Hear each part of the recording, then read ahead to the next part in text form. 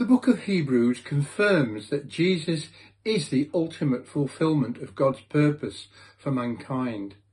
Written to Jewish Christians in particular, the author explains that Christ is superior to all other figures and his covenant is superior to all other relationships.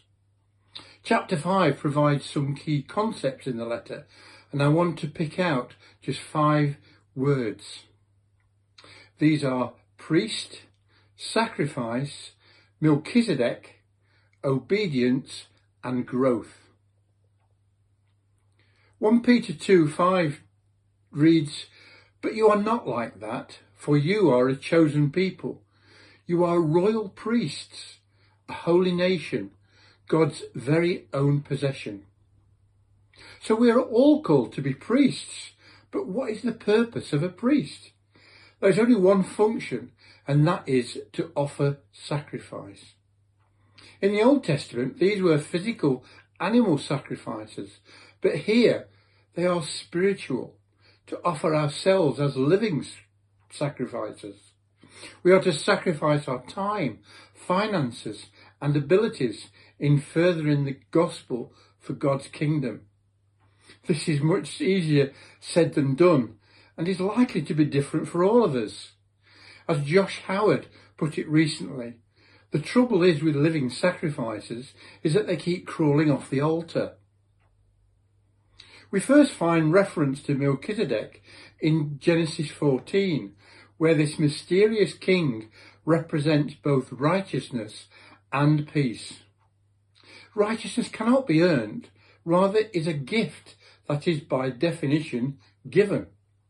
Indeed, it is a gift by faith, and it's on the strength of this faith in Jesus that gives us the right to reign with him.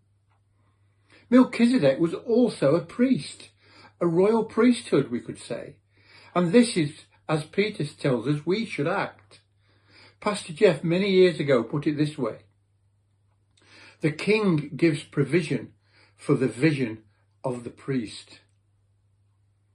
Our passage states that Jesus learned obedience from suffering. We can never suffer to the extent Jesus did, but we all have barriers to overcome in our lives, stones placed across our path.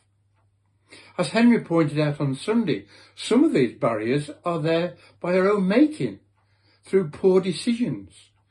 But all these painful obstacles offer us an opportunity to grow in our faith. We might not appreciate them at the time, but obedience to God for the call on our lives. To become living stones built together in and for the kingdom, rather than being stones that cause others to stumble.